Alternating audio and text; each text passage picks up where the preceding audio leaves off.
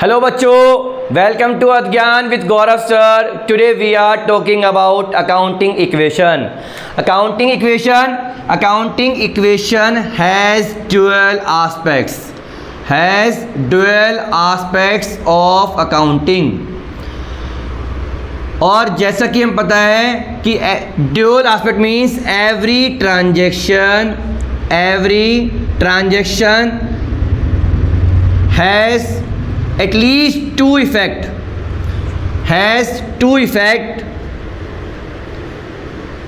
First one is debit and second one is credit. बेटा बात सुनो, अकाउंटिंग इक्वेशन जो है वो बेस्ड ऑन ड्यूअल एस्पेक्ट होती है, जिसके अंदर दो इफेक्ट होते हैं हमारा। पहला एक डेबिट और एक क्रेडिट। अब हम बात करेंगे इसके अंदर, जैसे कि हमारे पास जो फॉर्मूला होता है अकाउंटिंग इक्वेशन का, वो होता है assets is equal to capital plus में लायबिलिटीज। अच्छा, अब एसेट्स क्या होती है? एसेट्स होती हैं संपत्ति यानी कि property, like land, building, machinery, furniture etcetera, which is owned by the owner. और कैपिटल जो होती है, कैपिटल हमारी एक तरह से इंटरनल लायबिलिटी होती है, जो ऑनर के द्वारा लगाया जाता है पैसा। कब? At the initial stage. दूसरा, हम बात करें लायबिलिटीज़ की, तो लायबिलिटीज़ जो होती है वो हमारी एक्सटर्नल लायबिलिटी होती है। एक्सटर्नल लायबिलिटी यानी कि वो पैसा जो हमने कर्जा लिया है। अब मैं बात करूँ एग्जांपल की, सपोज दैट कि हमने परचेज करा है गुड्स ऑफ ₹5,000 फ्रॉम राजू। तो बेटा बात सुनो, अब यहाँ पे जो गुड्स यानी कि स्टॉक, और stock is a part of assets, यानी कि जो हमने परचेज करा। अब क्या यहाँ पे हमने कैश दिया है? नहीं, हमने कैश नहीं दिया है, क्योंकि हमने परचेज करा किससे? राजू से। तो राजू को हमने पैसा देना है, तो यहाँ पे राजू हमारा क्या है? लायबिलिटी, यानी कि राजू हमारा है क्रेडिटर। कौन है? क्रेडिटर। और क्रेडिटर कौन होता है? क्रेडिटर होता है लेनदार, जिसने पैसा लेना है। तो याद रखना कि एसेट इक्वल्स टू में कैपिटल प्लस में लायबिलिटीज। कैपिटल वो होती है जो एक तरह से इंटरनल लायबिलिटी है, which is incurred by the owner in the business, and liabilities जो है वो हमारी एक्सटर्नल लायबिलिटीज है, जो हमने एक तरह से कर्जा लिया है, यानी वो पैसा, वो कर्जा जो हमें देना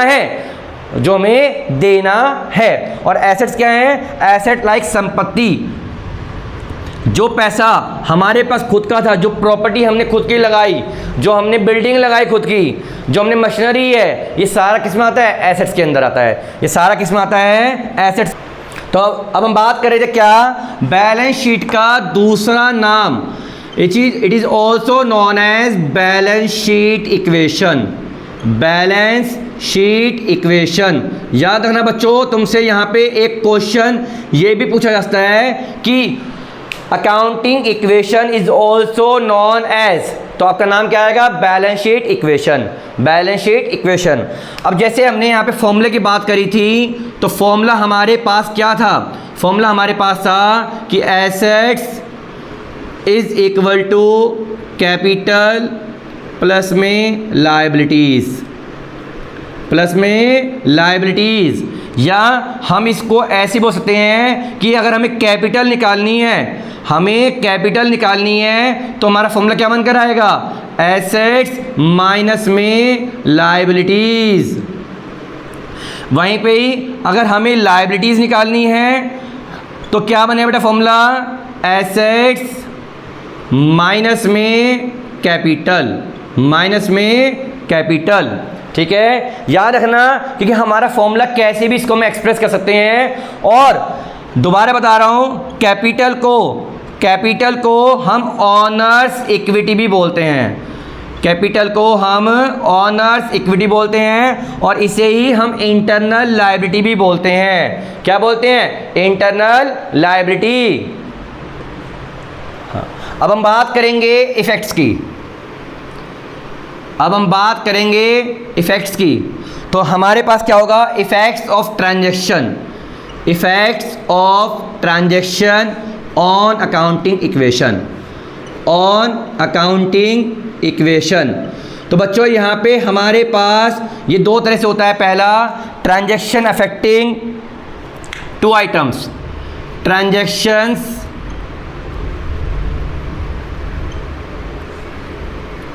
अफेक्टिंग टू आइटम्स, जैसे कि पहला decrease in assets, decrease in assets तो आपका decrease in capital, decrease in capital. Second one is, हम ये कह सकते हैं कि decrease in assets, decrease in liability, decrease in liability. Third one is, अब देखो कैसे, पहले मैं बात करूं तुमसे बेटा, डिक्रीज इन एसेट और decrease in capital. For example, हमने कोई एक्सपेंसेस पेड करा।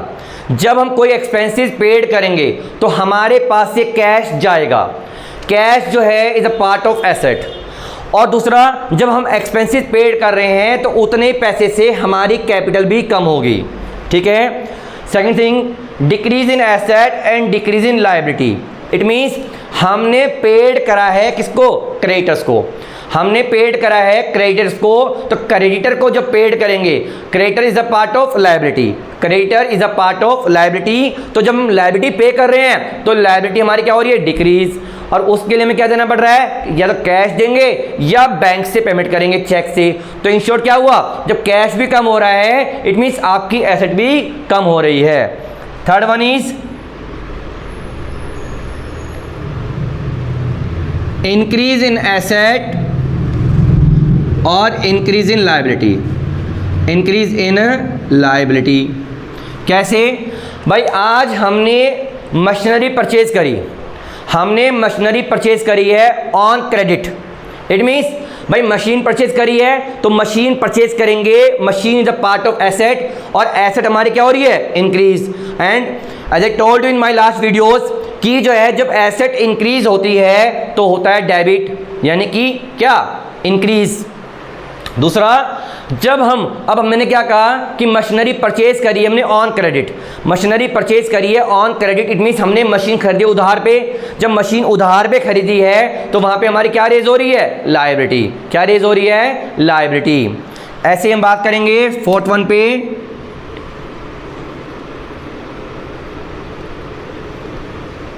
Increase in assets, increase in capital, increase in capital.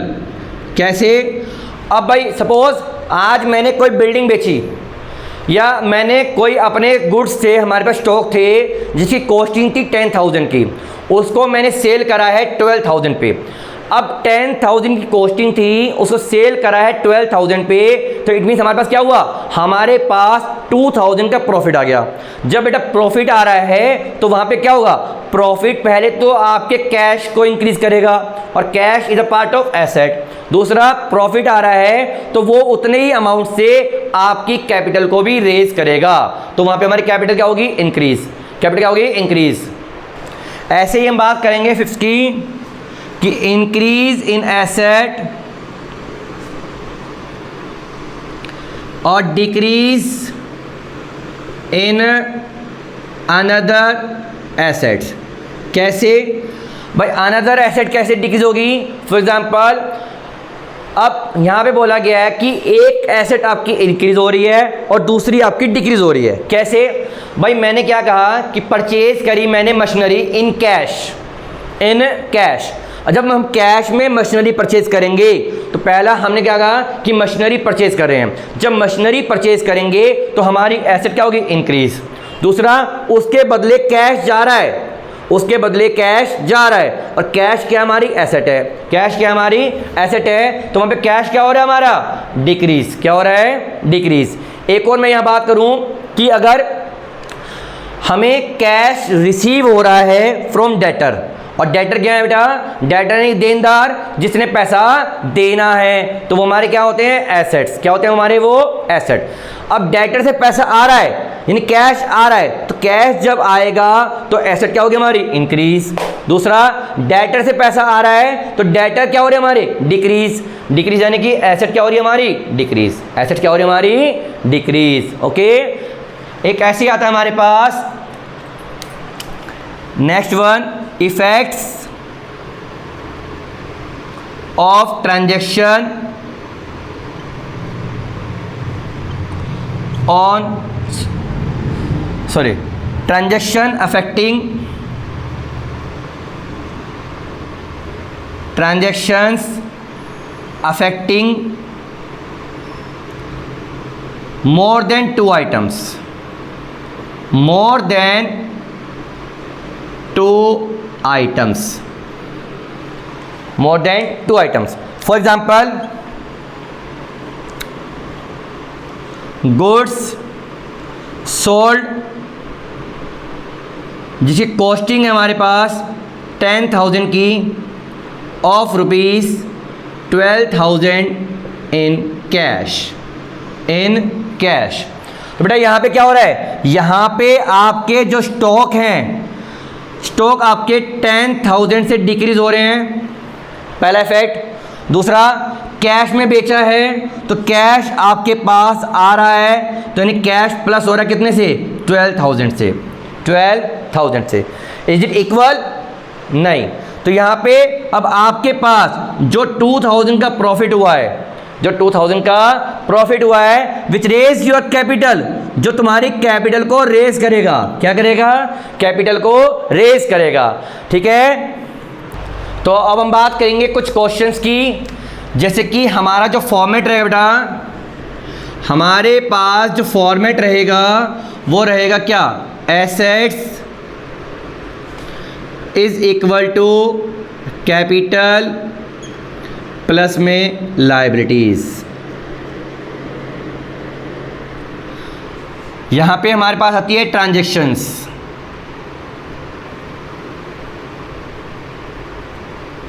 ठीक है। अब सपोज मैं फर्स्ट की बात करूं एक बार, तो एक मिनट, यहां पे एक लाइन और लेंगे हम, ताकि हमें जो कॉलम्स आएंगे वो कॉलम बनाने के लिए हमें स्पेस चाहिए बेटा। यहां पहले हमने बात करी है कि business started with cash of rupees 10 lakh.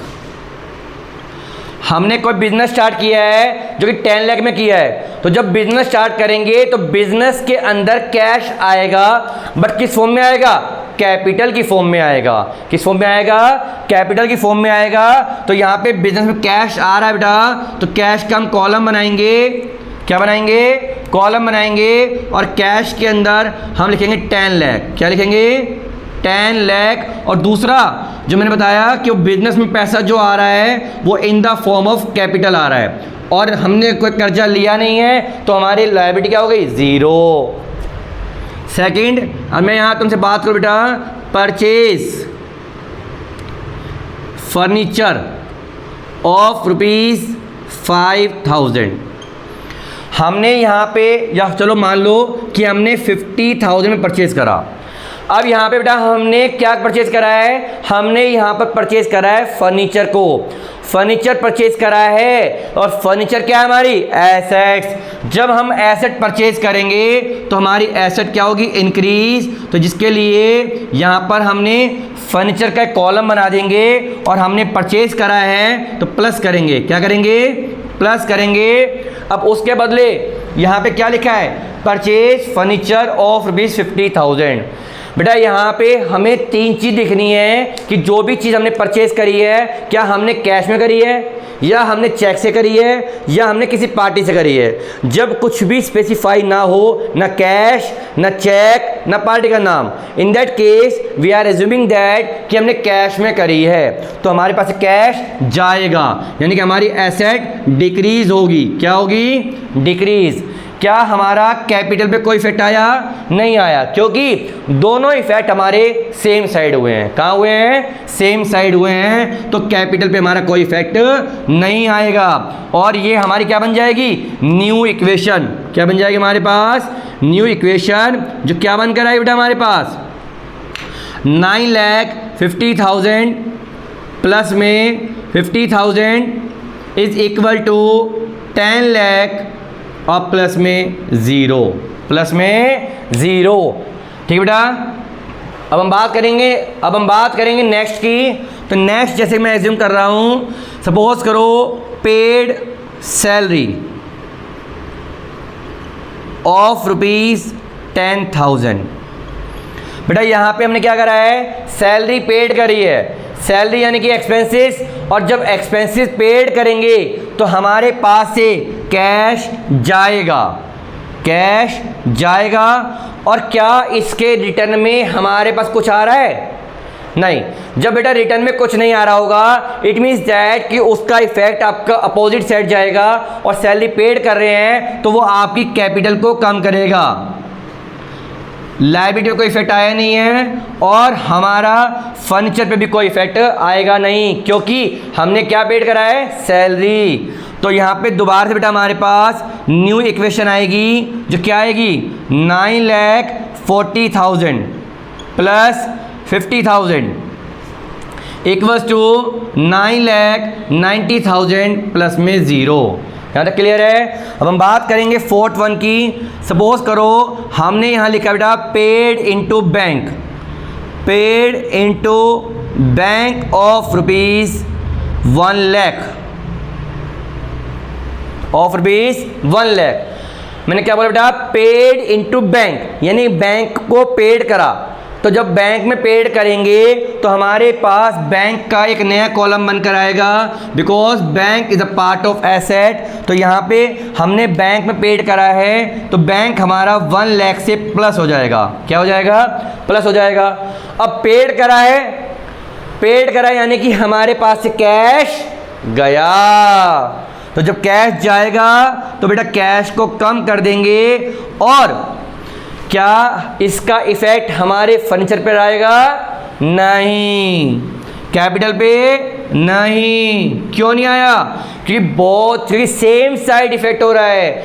जब अपोजिट साइड इफेक्ट होगा तब जाके कैपिटल पे या लायबिलिटी पे जाएगा, उससे पहले नहीं जाने वाला। टेंशन मत लो, हम भी यहीं हैं और ये भी यहीं हैं। अब हम बात करेंगे न्यू इक्वेशन की, जो क्या आएगी?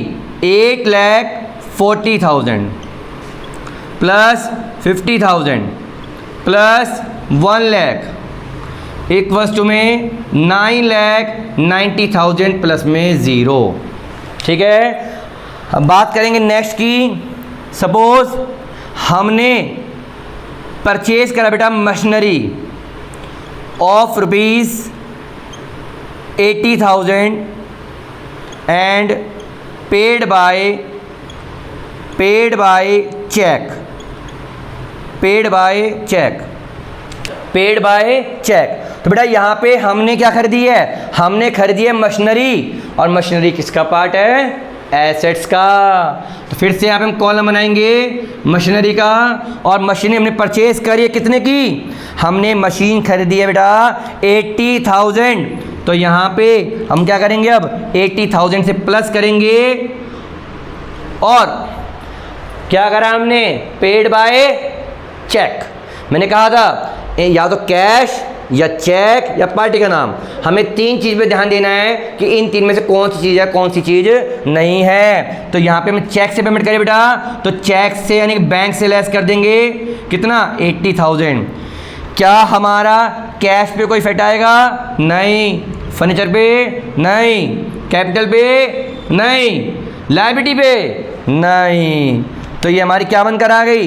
अब ये हमारी आ गई न्यू इक्वेशन, जो क्या बनकर बेटा हमारे पास 40,000 प्लस में 50,000 प्लस में 20,000 बचा बेटा बैंक के अंदर। और हमें ये चेक करना है कि ईच एंड एवरी स्टेप पे क्या हमारा टोटल सेम आ रहा है या नहीं आ रहा है। अगर टोटल सेम आ रहा है इसका मतलब हम सही दिशा में जा रहे हैं। जो क्या है 840, 890 और 990। ओके ओके बेटा, यहाँ से समझ में आया।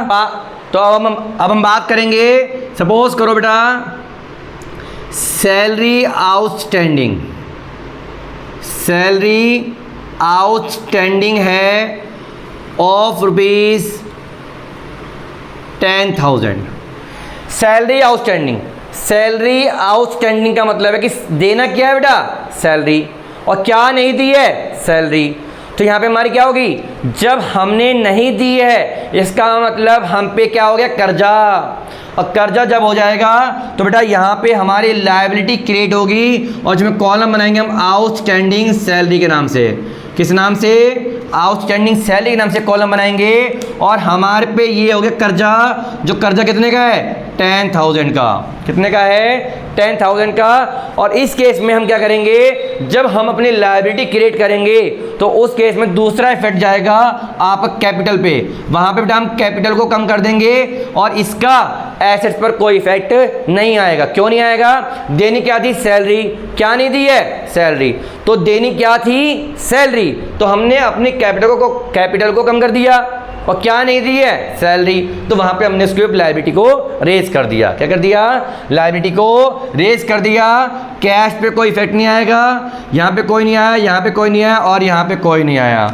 तो अब हमारे पास जो न्यू इक्वेशन बनकर आएगी वो क्या आएगी, 8,40,000 plus 50,000 plus 20,000 plus 80,000 is equals to 9,80,000 और प्लस में हमारे पास 10,000। क्लियर है तक। अब हम बात करेंगे नेक्स्ट की। सपोज हमने क्या करा बेटा, परचेज करी है building of rupees 5 lakh from Raju. हमने राजू से परचेज करी है बिल्डिंग, और बिल्डिंग क्या होती है हमारी, एसेट। तो अब बिल्डिंग का कॉलम बनाएंगे बेटा हमारे पास। तो बिल्डिंग का हमने कॉलम बनाया कितने से, हमने जो बिल्डिंग परचेज करी है 5 लाख की, हमने बिल्डिंग परचेज करी है 5 लाख की। और जो कि मैंने क्या कहा था, हमें ये देखना है कि हमने कैश में करी है या हमने चेक से करी है या हमने पार्टी का नाम आया है। बेटा यहाँ पर पार्टी का नाम आया ओनली, तो इसका मतलब हमने कर्जा लिया है, और कर्जा लिया है तो कहाँ जाएगा, हमारे पास लायबिलिटी में जाएगा। और जिसमें कॉलम बन जाएगा किसके नाम का, राजू। किसके नाम का, राजू। और राजू कितने से, 5 लाख से। कितने से, 5 लाख से, क्योंकि हमने कर्जा लिया भाई। और हमारे यहाँ पे कोई इफेक्ट नहीं आएगा, यहाँ कोई इफेक्ट नहीं आया, कैश गया नहीं, फर्नीचर आया नहीं, बैंक गया नहीं, मशीनरी कुछ हुआ नहीं। तो हमारे पास बेटा जो न्यू इक्वेशन बनकर आएगी, न्यू इक्वेशन जो बनकर आएगी क्या आएगी, 8,40,000 प्लस में 50,000 प्लस में 20,000 प्लस में 80,000 और प्लस में 5 लाख, जो कि इक्वल किसके बेटा, 9,80,000 और प्लस में 10,000 और प्लस में 5 लाख। अब हमें सम चेक करना है क्या सम इक्वल है या नहीं है। 890, 990 और 1490, 980, 10, 990 और प्लस में 5, 1490 और क्या हो 990 प्लस में 5 लाख 1490। तो हम बात करेंगे बेटा नेक्स्ट की। सपोज अब हमने क्या कहा, हमने पेड करा, paid to Raju of rupees 4,80,000 at full settlement, at full settlement. बेटा फुल सेटलमेंट का मतलब है कि इसके बाद तुम्हारा और मेरा हिसाब क्लियर। अब हमने राजू को पेड करा कितना 480 और देना कितना था 5 लाख और फुल सेटलमेंट है। इट मीन्स देने थे 5 लाख और दिए कितने 480। तो बेटा हमें क्या हो गया फायदा कितने से 20,000 से। तो हमने देने थे राजू को 5 लाख, हमने देने थे राजू को 5 लाख जिसमें कि हमने दिए कितने ओनली 480 और जिसमें अब हमें क्या हो गया 20,000 का फ़ायदा। सैलरी पे कोई इफेक्ट नहीं आया, फर्नीचर पे कोई इफेक्ट नहीं आया बेटा हमारे पास, बैंक पे नहीं, मशीन पे नहीं, बिल्डिंग पे नहीं। तो अब यहाँ पे जो हमारी न्यू इक्वेशन बनकर आएगी वो क्या बनकर आएगी 360 plus 50,000 plus 20,000 plus 80,000 plus 5 lakh जो कि इक्वल किसके बेटा 10 लाख प्लस 10,000 और प्लस में 0। सम चेक करेंगे फटाफट 360 और 50 410 और 5 10 10 10 और ये भी 10 लाख प्लस में 10,000 10 10 टन टन टन टन बज गई बेटा यहाँ पे। और 9 पे आ जाओ, पेड कर रहे हैं बेटा हम किसको आउटस्टैंडिंग सैलरी, पेड कर रहे हैं आउटस्टैंडिंग सैलरी ऑफ रुपीज़ कितने की थी बेटा हमारे पास 10,000 की, कितने की थी हमारे पास 10,000 की सैलरी थी जो हम पेड कर रहे हैं। अब लायबिलिटी है, अब जब लायबिलिटी पेड करेंगे तो लायबिलिटी हमारी डिक्रीज हो जाएगी और पेड कर रहे हैं इट मीन्स हमारे पास जब कैश जाएगा, कैश जाएगा किसके नाम पे जिसके नाम पे सैलरी थी जो देनी थी बट हमने नहीं दी। तो हमारे पास न्यू इक्वेशन क्या है बेटा हमारे पास 350 प्लस में 50,000 प्लस में 20,000 प्लस में 80,000 और प्लस में 5 लाख इक्वल्स टू बेटा हमारे पास 10 लाख और प्लस में 0 और प्लस में 0 प्लस में 0। अब जैसे कि एक और मैं बात कर रहा हूँ सपोज दैट, कौन सा दैट सपोज दैट हमने क्या लगा बेटा डेप्रीसिएशन चार्ज किया है 10% ऑन मशीनरी, ऑन मशीनरी बेटा मशीन पे डेप्रीसिएशन लगाया क्योंकि मशीन की वैल्यू क्या होगी हमारे पास डिक्रीज। सिंपल सी बात है बेटा डेप्रीसिएशन जो होता है ना, डेप्रीसिएशन आपका 3 तरह से होता है। पहला due to passage of time कि टाइम के अनुसार उसकी वैल्यू कम हो रही है। Second one is due to wear and tear, भाई उसमें कुछ टूट फूट गया उसकी वजह से उसकी वैल्यू कम हो गई। थर्ड वन इज ऑब्सोलिसेंस यानी कि नई टेक्नोलॉजी आने के वजह से। अब फॉर एग्जांपल जैसे ही आईफोन 15 लॉन्च हो जाएगा सितंबर में तो 14 की वैल्यू क्या होगी, क्या कम हो जाएगी ना यार, क्यों भाई जैसे नई टेक्नोलॉजी आएगी वैसे पुराने की वैल्यू कम हो जाएगी।